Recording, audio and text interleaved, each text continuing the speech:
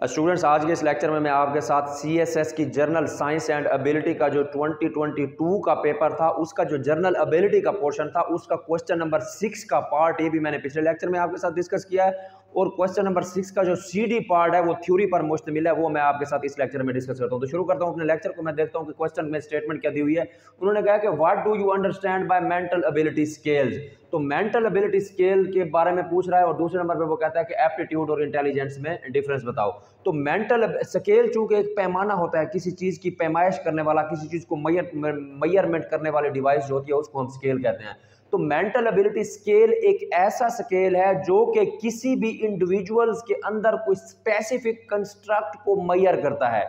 ऐसा स्केल जो कि किसी भी इंडिविजुअल के अंदर एक स्पेसिफिक कंस्ट्रक्ट को मेजर करता है उसको हम बोलते हैं मेंटल एबिलिटी स्केल। तो ये स्पेसिफिक कंस्ट्रक्ट क्या हो सकती है? इंसान की जो ह्यूमन की वर्बल एबिलिटी हो सकती है, ह्यूमन की मैकेनिकल एबिलिटी हो सकती है, ह्यूमन की सोशल एबिलिटी हो सकती है, ह्यूमन की न्यूमेरिकल एबिलिटी हो सकती है, ह्यूमन की रीजनिंग एबिलिटी हो सकती है और एसोसिएटिव मेमोरी की जो एबिलिटी है इंडिविजुअल्स की वो हो सकती है। तो ये तो हो गई मेंटल एबिलिटी की स्केल की डेफिनेशन। और हमारे पास कुछ इंपॉर्टेंट मेंटल एबिलिटी स्केल्स जो हैं वो कुछ ये हैं। पहले नंबर पे है associative memory scale. Associative memory scale जो है इंडिविजुअल की ability to memorize and recall thing, कि किसी भी इंडिविजुअल की जो एबिलिटी है to memorize and recall things उसको जो मेजर करती है उस स्केल को हम बोलते हैं एसोसिएटिव मेमोरी स्केल। दूसरे नंबर पे है numerical ability scale.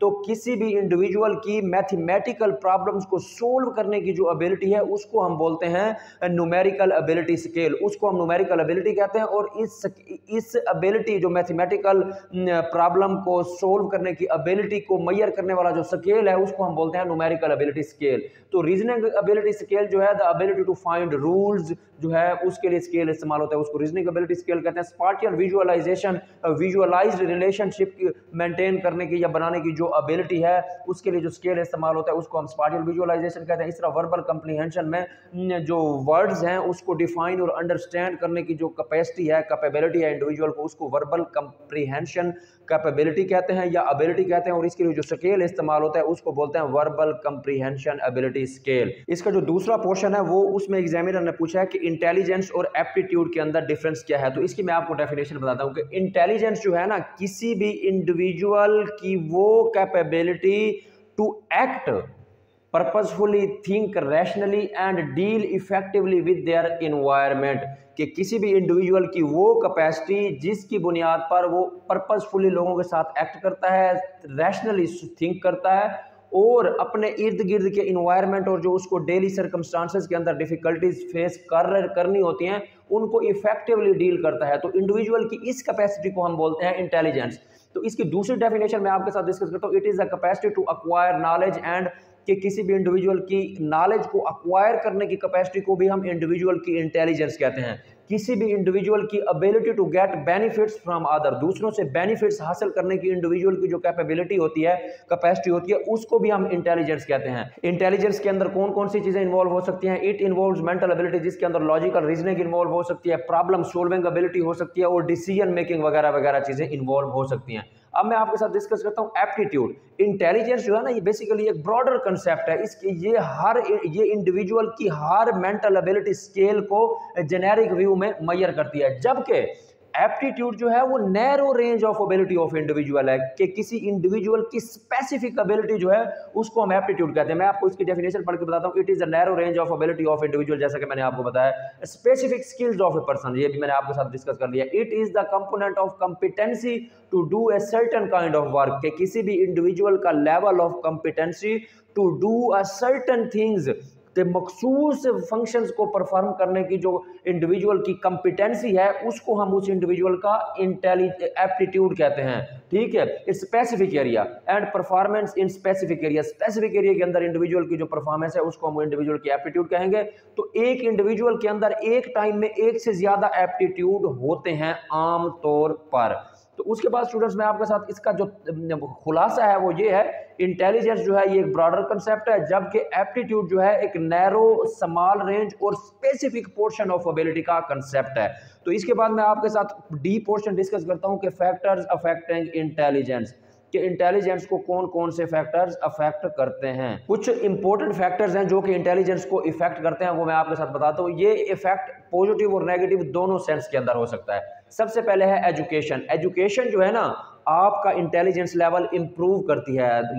More you get education, more you spend your time in research, more intelligent you come. Pre mature birth, इससे आपका इंटेलिजेंस लेवल कम होता है। मेंटल इलनेस, इससे भी आपका इंटेलिजेंस लेवल कम होता है। ड्रग और अल्कोहल अब यूज करते हैं जो लोग, उनका इंटेलिजेंस एबिलिटी कम होती है। डिजीज, बीमार लोगों की मेंटल इंटेलिजेंस लेवल भी कम होने के चांसेस होते हैं। न्यूट्रिशन, अगर आपको जो proper amount of nutrition required है उससे अगर आप कम न्यूट्रिशन ले रहे हैं तो ये आपके इंटेलिजेंस लेवल पर नेगेटिवली इफेक्ट करेगी। अगर आपका न्यूट्रिएंट लेवल सही है, आप जो है मुनासिब ग़िज़ा इस्तेमाल करते हैं जो कि आपकी बॉडी को न्यूट्रिएंट्स रिक्वायर्ड हैं, तो उस सूरत में आपका इंटेलिजेंस लेवल हाई होगा। उसके बाद है होम इन्वायरमेंट। घर का इन्वायरमेंट जो है वो भी आपके इंटेलिजेंस लेवल पर इफेक्ट करता है। हार्श या अथॉरिटेरियन या अब्यूसिव या फिर फ्रीक्वेंट फाइट बिटवीन पेरेंट्स या फिर अपना सिंगल फैमिली या सेपरेटेड पेरेंट्स वाले जो बच्चे होते हैं उनका इंटेलिजेंस लेवल कम होने के चांसेस होते हैं। तो पेरेंटिंग मैंने आपको बता दिया। लेवल ऑफ एक्सरसाइज, एक्सरसाइज करने से भी आपका इंटेलिजेंस लेवल बेहतर होता है। एज के हिसाब से भी आपका इंटेलिजेंस लेवल इफेक्ट करता है, यानी कि जब आप 50-60 क्रॉस करते हैं एज, तो आपका इंटेलिजेंस लेवल चांसेस होते हैं कि वो कम हो जाए। फिजिकल डेवलपमेंट इंटेलिजेंस फैक्टर पे की रोल प्ले करती है। इकोनॉमिक कंडीशन अगर आपकी बेहतर होंगी तो ज़्यादा चांसेस हैं कि आपका इंटेलिजेंस लेवल ज़्यादा हो, क्योंकि पुअर इकोनॉमिक कंडीशन के अंदर इंडिविजुअल बस यही सोचता रहता है कि उसने अपने फैमिली के जो डेली रूटीन एक्सपेंसेस हैं उनको कैसे बेयर करना है, तो उसी टेंशन में ही इंडिविजुअल का इंटेलिजेंस लेवल कम होने के चांसेस होते हैं। सोशल कंडीशन भी वही है जो मैंने आपको इकोनॉमिक कंडीशंस का बताया। लेवल ऑफ एक्सरसाइज भी मैंने आपको बताया, इसे आप करने से आपका इंटेलिजेंस लेवल बेहतर होगा। अवेलेबिलिटी ऑफ लर्निंग रिसोर्सेज के इंडिविजुअल जो ज़्यादा लर्न करता है तो उसका लर्निंग मटेरियल उसके पास ज़्यादा होता है, ज़्यादा लर्निंग करता है तो उसकी इंटेलिजेंस एबिलिटी ज़्यादा होने के चांसेस होते हैं। It decline in children over time if raised in deprived environment. तो डिप्राइव्ड एनवायरनमेंट में अगर कोई इल चिल्ड्रन जो है वो पैदा होगा तो उसकी इंटेलिजेंस जो है वक्त के साथ साथ डाउन होती जाएगी। तो ये था मेरा आज का लेक्चर, जिसमें मैंने आपको क्वेश्चन नंबर 6 के CSS का जो 2022 का जनरल साइंस एंड एबिलिटी का पेपर, जनरल एबिलिटी का पोर्शन था, उसमें क्वेश्चन नंबर 6 के पार्ट C, D आपके साथ डिस्कस किया।